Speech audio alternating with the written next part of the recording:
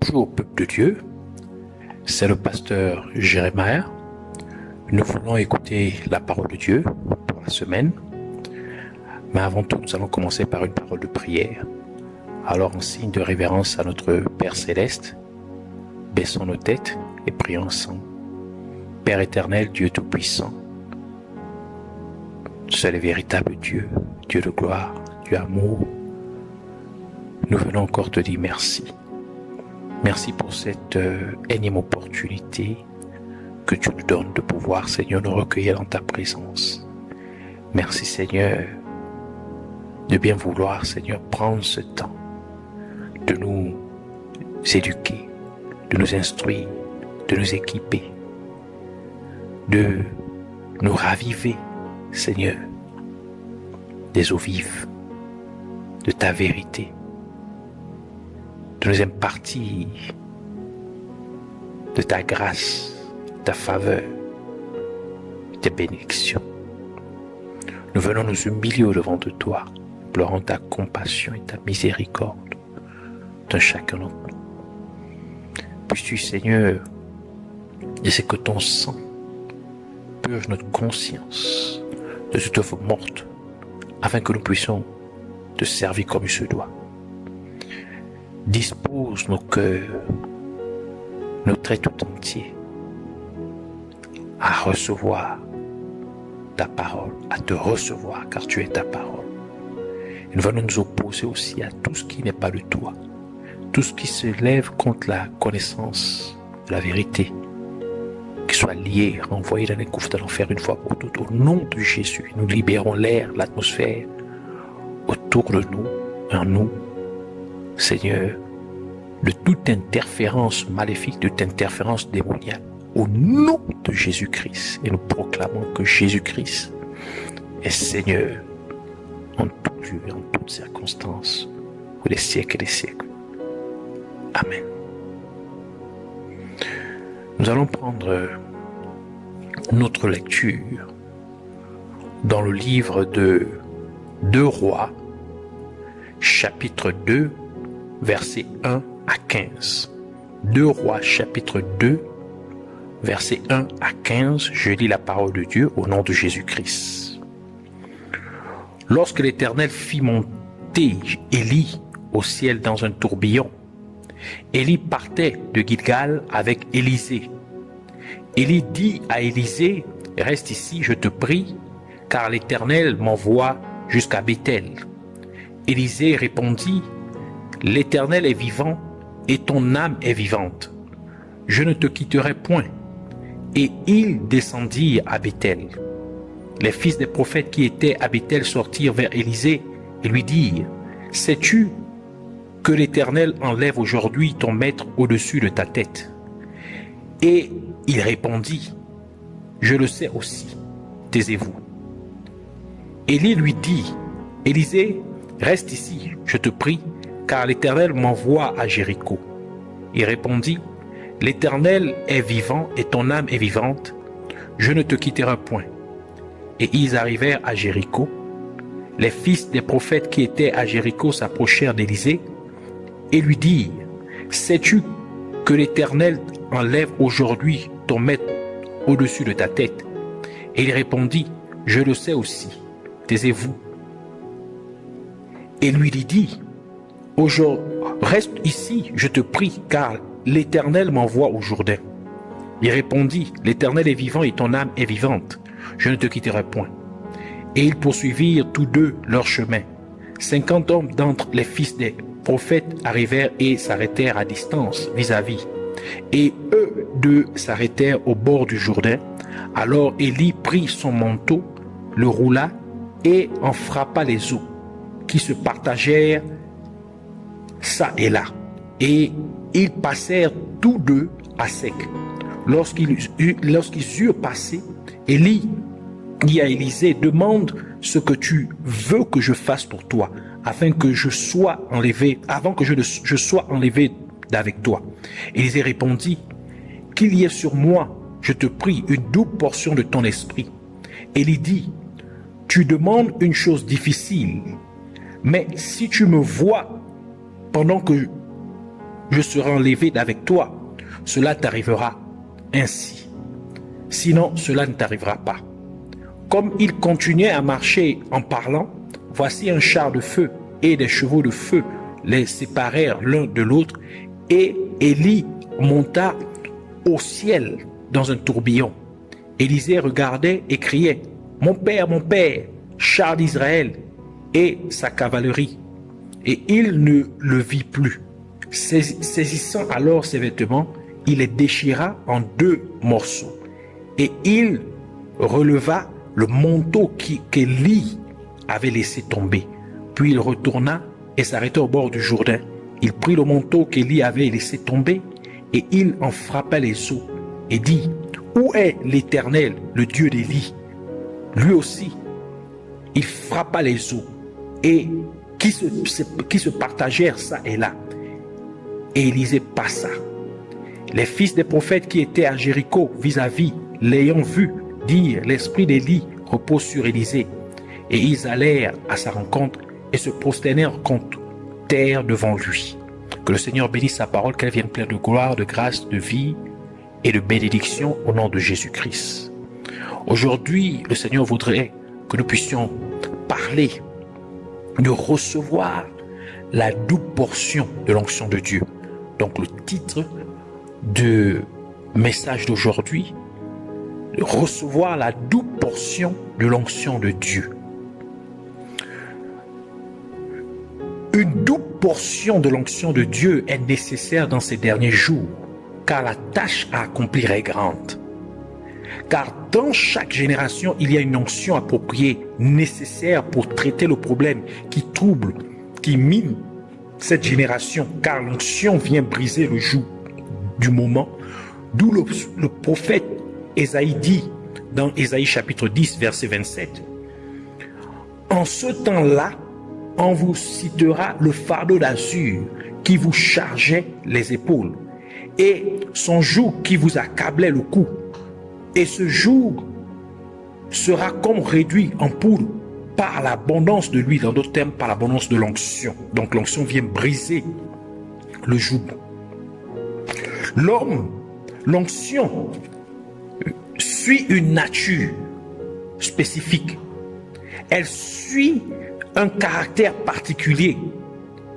C'est-à-dire qu'elle suit le caractère d'une personne qui craint Dieu. Le caractère d'une personne pleinement engagée à vivre sa vie pour faire la volonté de Dieu. C'est pourquoi lorsque Jésus était à un certain endroit, enseignant au peuple la puissance de Dieu, en d'autres termes, l'onction de Dieu était là présente pour guérir.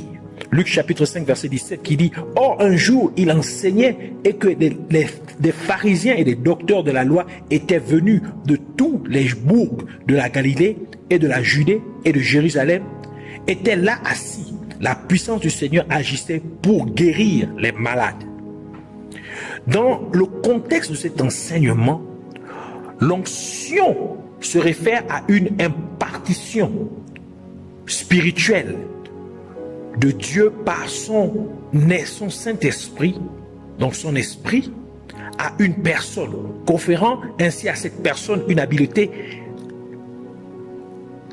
surnaturelle, divine, pour atteindre un certain but établi par Dieu.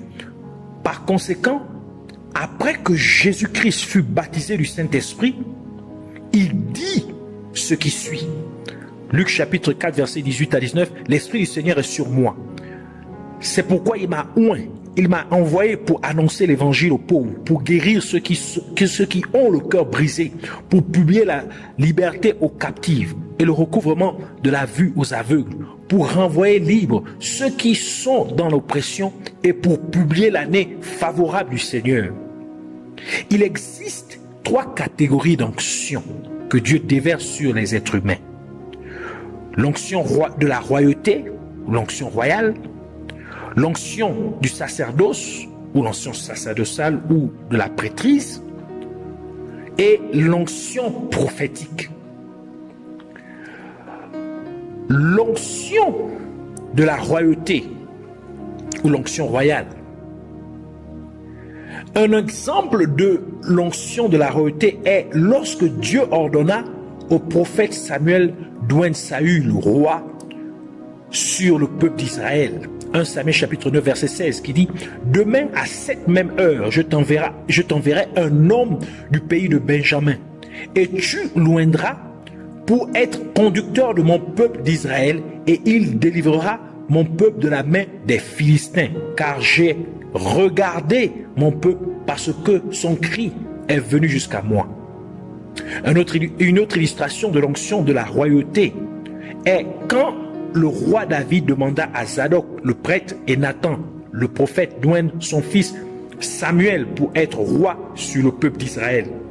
1 Roi chapitre 1 verset 34. Et que là, Zadok le sacrificateur et Nathan le prophète l'oignent roi sur Israël, ensuite vous sonnerez de la trompette et vous direz: vive le roi Salomon. L'onction de la royauté concerne les aspects politiques et militaires de l'humanité. Il permet à un leader de diriger avec une efficacité politique et de gouverner avec des compétences militaires. Et tout cela se passerait sous l'influence de l'Esprit de Dieu. Le deuxième type d'onction, ou deuxième catégorie d'onction, l'onction sacerdotale, ou l'onction de la prêtrise, ou l'onction du sacerdoce. Un exemple de l'onction sacerdotale est lorsque Dieu ordonna à Moïse d'oindre les fils d'Aaron comme prêtres. Exode chapitre 40 verset 15 qui dit: et tu les oindras comme tu auras oint leur père, et ils exerceront devant moi la sacrificature, et leur onction leur conférera une sacrificature perpétuelle d'âge en âge. Donc, l'onction sacerdotale est censée permettre à une personne d'exercer des fonctions par lesquelles elle se trouverait à offrir des sacrifices à Dieu au nom des autres, au nom du peuple, c'est-à-dire. Par exemple, de nos jours, cela peut être intercéder dans la prière pour les gens, ou jeûner pour la délivrance d'une nation. Troisième catégorie d'onction est l'onction prophétique. Un exemple de l'onction prophétique est quand Dieu demanda au prophète Élie de oindre le prophète Élisée. 1 Roi chapitre 19 verset 16 qui dit: tu oindras aussi Jéhu, fils de Nimshi, roi sur Israël, et tu oindras Élisée, fils de Shaphat d'Abdel Mehola, comme prophète à ta place. C'est pourquoi Dieu a dit dans Psaume 105 verset 15: ne touchez pas à mes oints et ne faites point de mal à mes prophètes. L'onction prophétique permet à une personne de communiquer la volonté de Dieu afin d'amener le peuple à accomplir les désirs de Dieu. Il vise ainsi à détourner, premièrement, à détourner les gens des mauvaises voies, les tournant ainsi vers les voies de Dieu. C'est pourquoi l'onction prophétique révèle au peuple qui est le vrai et unique Dieu.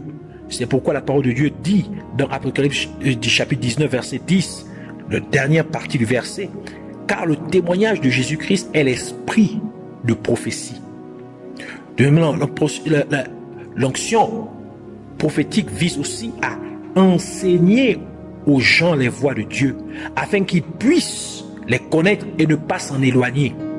Et enfin, l'onction prophétique vise à encourager les gens à rester fidèles aux voies de Dieu, empêchant ainsi les gens de perdre l'espoir ou la foi, surtout en période de difficulté. 2 Timothée chapitre 3 verset 16 à 17 qui dit: toute l'écriture est divinement inspirée en de toute prophétie et utile pour enseigner, pour vaincre, pour corriger, pour instruire dans la justice, afin que l'homme de Dieu soit accompli et parfaitement propre pour toute bonne œuvre. Notez que toute onction de Dieu tombe dans l'une de ces trois catégories. Donc, l'onction royale, l'onction sacerdotale et l'onction prophétique. Et en tant que chrétiens, c'est-à-dire ceux qui ont accepté Jésus-Christ comme leur sauveur et Seigneur, nous avons été oints de Dieu, comme sa parole le déclare, 2 Corinthiens chapitre 1, verset 21. Or, celui qui nous a fermis avec vous en Christ et qui nous a oints, c'est Dieu. Jésus-Christ a dit que dans les derniers jours, le mal augmentera.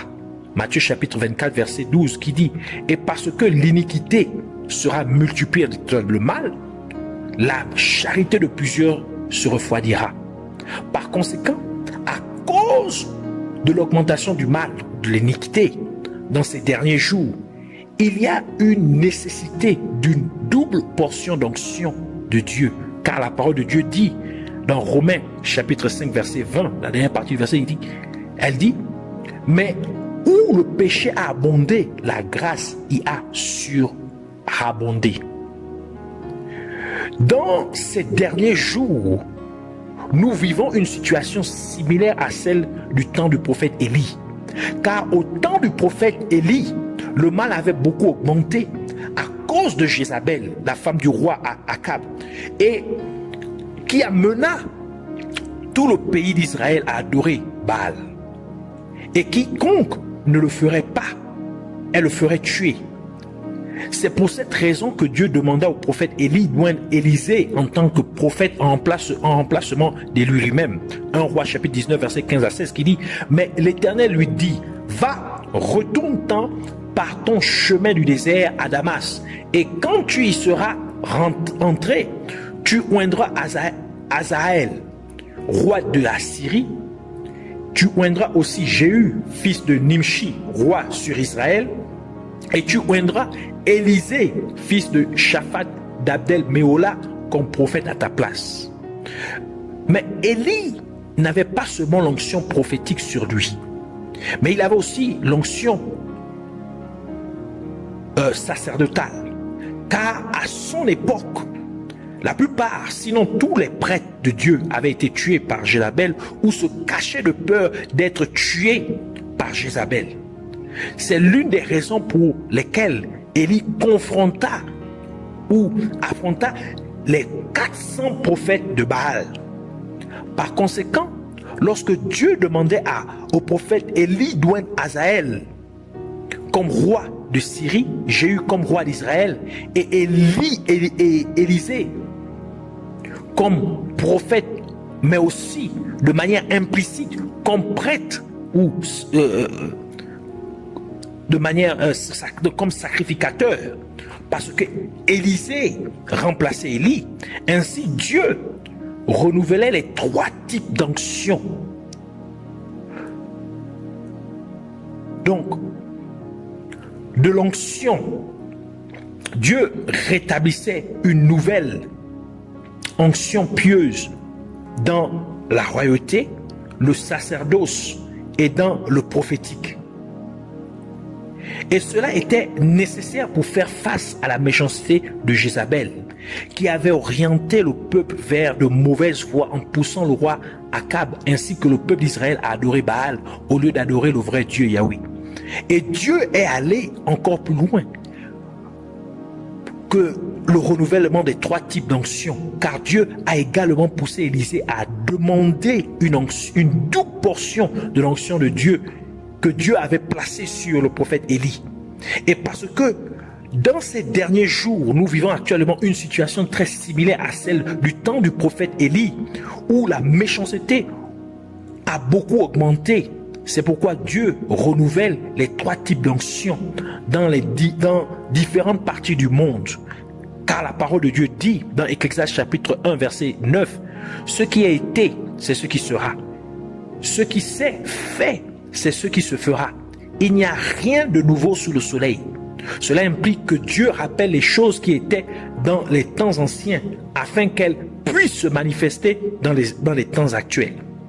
Par conséquent, en renouvelant l'onction de la royauté, Dieu établira de nouveaux chefs d'État qui viendront accomplir sa volonté.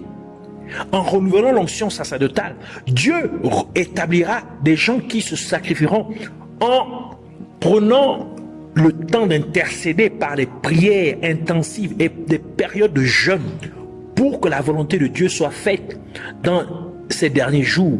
Ainsi, Jésus nous a instruit à demander à Dieu ce qui suit lorsque nous prions. Matthieu chapitre 6, verset 10, il dit, ta volonté soit faite sur la terre comme au ciel. C'est l'une des requêtes que Jésus nous a demandé de faire lorsque nous prions. Nous demandons à ce que la volonté de Dieu soit faite sur la terre comme elle est faite dans le ciel. Et en renouvelant l'onction prophétique, Dieu établira des gens qui enseigneront, corrigeront et dirigeront les gens vers le peuple, les nations, vers les bonnes voies de Dieu, poussant ainsi de nombreuses personnes à se détourner de leurs mauvaises voies et à accepter Jésus-Christ comme leur sauveur et Seigneur et rester fidèles à Dieu jusqu'à la fin. Et de plus, Dieu veut libérer une double portion de son onction dans ces derniers jours, comme il a fait avec Élisée. C'est pourquoi il est important de comprendre ce qui a poussé Élisée à recevoir une double portion de l'onction qui était sur le prophète Élie. Élisée, qui reçut une double portion de l'onction de Dieu qui était sur le prophète Élie, manifesta une attitude particulière envers le prophète Élie, car il refusa de laisser le prophète Élie aller n'importe où par lui-même. Mais il suivit le prophète Élie partout, comme décrit dans notre passage principal de l'écriture de 2 Rois, chapitre 2, versets 1 à 15.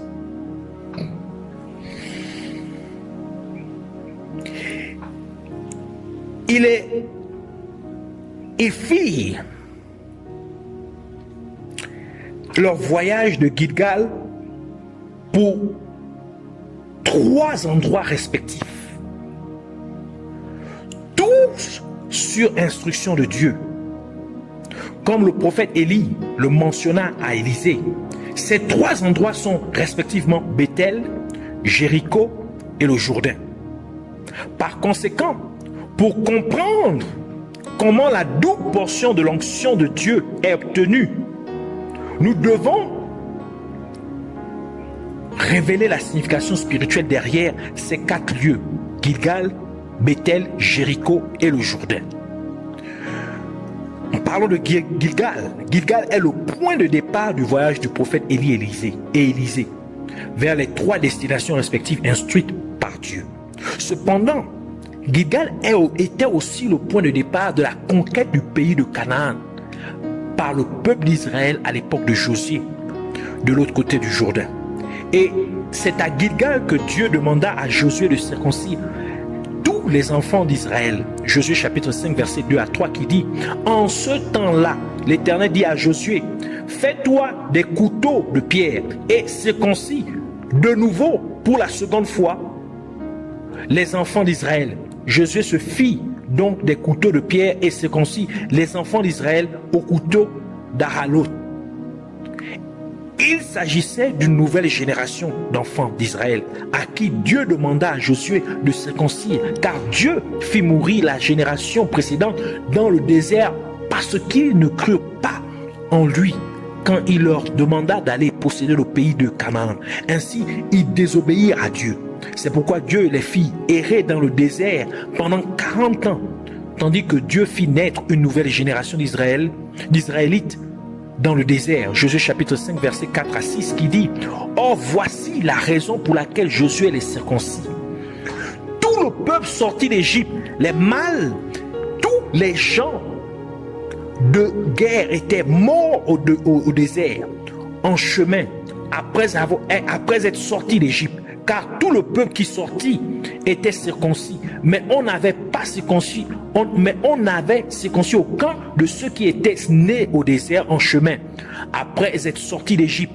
Car les enfants d'Israël avaient marché dans le désert pendant 40 ans, jusqu'à ce que toute la nation des gens de guerre qui étaient sortis d'Égypte et qui n'avaient point obéi à la voix de l'Éternel eût été consumée, parce que l'Éternel leur avait juré qu'il ne leur laisserait point voir le pays que l'Éternel avait fait serment à leur père de leur donner, de nous donner, pays où coule le lait et le miel.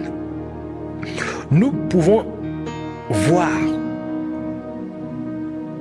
que pour faire face à la méchanceté du peuple Canaan, Dieu suscita une nouvelle génération du peuple d'Israël.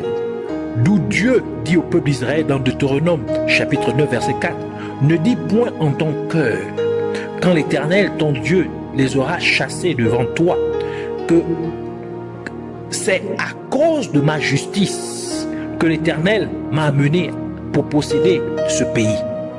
Car c'est à cause de l'impiété, c'est-à-dire la méchanceté, l'iniquité de ces nations que l'Éternel va les déposséder devant toi. » Cela confirme ainsi que lorsque Dieu veut faire face à la méchanceté à un moment donné, il provoque un renouveau du peuple. Ainsi, Gilgal symbolise un nouveau départ. C'est pourquoi après que Josué eut fini de circoncire le peuple d'Israël, ils nommèrent le lieu Gilgal, Josué chapitre 5 verset 8 à 9 qui dit « Et lorsqu'on eut achevé de circoncire le peuple, ils restèrent à leur place dans le camp jusqu'à ce qu'ils fussent guéris. L'Éternel dit alors à Josué, « Aujourd'hui j'ai roulé de dessus de vous l'opprobre de l'Égypte. » Et on nomma ce lieu Gilgal, ce qui roule, jusqu'à ce jour. Par conséquent, Gilgal représente le lieu où les gens ont besoin d'être circoncis, ce qui implique un nouveau départ avec Dieu. Cela se réfère à une personne donnant sa vie à Jésus-Christ, commençant ainsi une nouvelle vie avec Dieu en Jésus-Christ. Et dans la nouvelle alliance dans laquelle nous sommes maintenant en Jésus-Christ, ce n'est pas la circoncision physique de la chair, mais c'est la circoncision du cœur, comme l'a expliqué l'apôtre Paul dans Romains chapitre 2 versets 28 à 29 qui dit « Car celui-là n'est pas juif, qu'il l'est qu'au dehors, et la circoncision n'est pas celle qui se fait extérieurement dans la chair, mais celui-là est juif, qui l'est au-dedans, et la circoncision est celle du cœur, qui se fait selon l'esprit et non selon la lettre. Et ce juif ne tire pas sa louange des hommes, mais il la tire de Dieu. Ainsi, un vrai juif est celui qui est circoncis du cœur. Et comme les juifs sont des descendants de Judas, et sachant que Judas signifie louange selon Genèse chapitre 29 verset 35, ainsi ceux qui sont circoncis du cœur sont le peuple qui loue et adore Dieu en esprit et en vérité. Comme Jésus-Christ l'a mentionné dans Jean chapitre 4 verset 24 qui dit « Dieu est esprit et il faut que ceux qui l'adorent en esprit et en vérité ». Ainsi, la circoncision du cœur est le fait que le croyant prend la ferme décision d'abandonner les choses de ce monde, car personne ne peut être attaché aux choses de ce monde et en même temps suivre fidèlement